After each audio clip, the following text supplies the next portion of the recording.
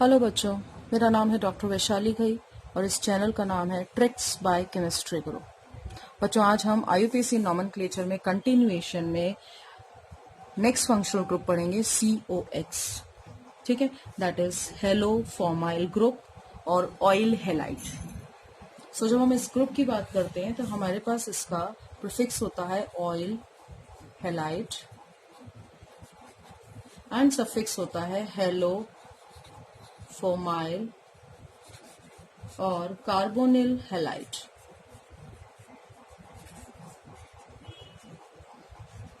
Okay, for example suppose हम बात करते हैं एक CO जिसमें क्लोरीन ग्रुप जुड़ा हुआ है। ठीक है, मान लीजिए यहाँ पे क्लोरीन है, so this is oil halide और यह हेलाइट कौन सा है? क्लोरो। सो ऑयल क्लोराइड हो गया हमारा। अब कितने कार्बन है? 1 2 3 4। मान लीजिए यहाँ कार्बन है, यहाँ पे मैंने एक ब्रोमीन लगा दिया। So 1 2 3 4, this is the longest chain. Functional group कौन सा है? Oil halide, oil chloride. On third position we have bromo. So what will be the name of compound? The compound will be 3 bromo, total of 4 carbon atoms, so we'll be having butanoyl, halide कौन सा है? Chloride. So it will be 3 bromo butanoyl chloride. So go this way, ये हमारा compound हो गया। Let us take one more example. आपके पास एक कंपाउंड है और उस कंपाउंड में मैंने यहाँ पे ब्रोमीन लिया, COBr मीन्स ऑयल ब्रोमाइड हो गया ये हमारा। मान लीजिए यहाँ मैंने डबल बॉन्ड लिया, यहाँ मिथाइल ग्रुप लिया, यहाँ क्लोरो ग्रुप लिया। Okay, so first thing is numbering 1 2 3 4 5, ये हमारी नंबरिंग हो गई। Fourth position we have methyl, fifth position we have chloro, second position we have double bond. So how do we write? Will start writing with 5 fluoro. On fourth position we have methyl, so 4 methyl. Then we are having total 5 carbon atoms, so pent. Then on second and third we have double bond, 2 ene. Then oil bromide, so 2 enoyl bromide will be the name for this compound. Is that clear? So ये हमारा हो गया oil halide. Next अब हम बात करते हैं, next हमारा है ester group. So next functional group will talk about is COOR। Okay, और इसका नाम हम देते हैं alkyl alkanoate. Alkyl alkanoate is the name of this prefix of this functional group. ठीक है, और अगर हम सफिक्स की बात करें, हमारे पास है अल्कोक्सी कार्बोनिल, एल्कोक्सी कार्बोनिल। ठीक है, ये हम इसके नाम देंगे। सो ऐसा क्यों alkyl alkanoate? It means alkane group हमारे पास बार बार क्यों आ रहा है? बिकॉज यहाँ एक वैलेंसी इस कार्बन की खाली है। ये जो भी एल्काइल ग्रुप होगा R' से, ये दोनों सेम भी हो सकते हैं और डिफरेंट भी हो सकते हैं। सो हमें इस हिसाब से ही नाम देना है। मान लीजिए ऑक्सीजन के पास वाला जो भी R होगा उसे हम एल्काइल कहेंगे, और ये जो कार्बन से जुड़ा हुआ एल्काइल ग्रुप होगा उसे हम एल्केनोइड लेंगे। सो सपोज मेरे पास यहाँ पे एक कार्बन, 2 कार्बन है और ये आगे, दैट मीन्स R' मेरे पास इथाइल है, COO, और ये मिथाइल से जुड़ा हुआ है। यहाँ 2 कार्बन है, यहाँ 1 कार्बन है, लेकिन टोटल अगर हम देखें 1 2 3 4 कार्बन है, 3 इधर 1 इधर। तो ये जो है ये वाला कार्बन, दैट मीन्स R को हम ले रहे हैं एल्काइल और R' को हम ले रहे हैं इंक्लूडिंग CO, हमारे पास एल्केनोइड।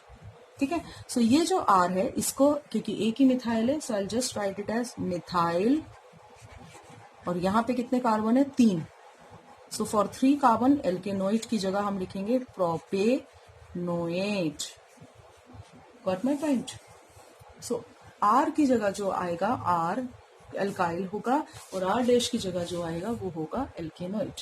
So for example if R' I will be writing only H, C तो ऑलरेडी है ही, एंड R की जगह अगर मैं 2 कार्बन ले रही हूँ, then what it will be? ये हमारे पास 2 कार्बन है, R is alkyl, so for 2 carbon it becomes ethyl, and for 1 carbon it is methanoate. So ethyl methanoate NOAT will be having our compound. Clear? Ethyl methanoate is our compound.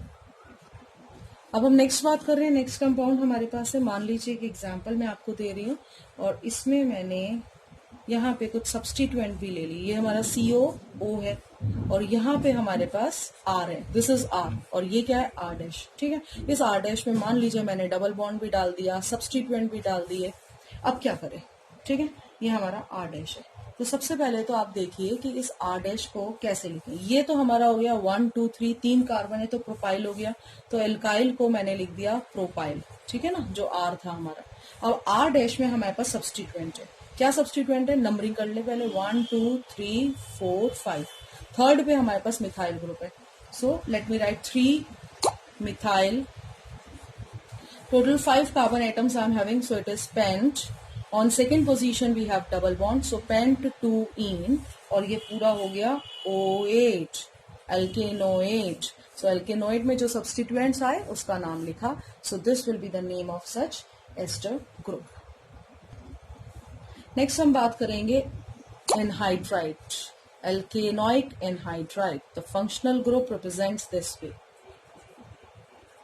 ऐसे. और इसे हम लिखते हैं oic anhydrite.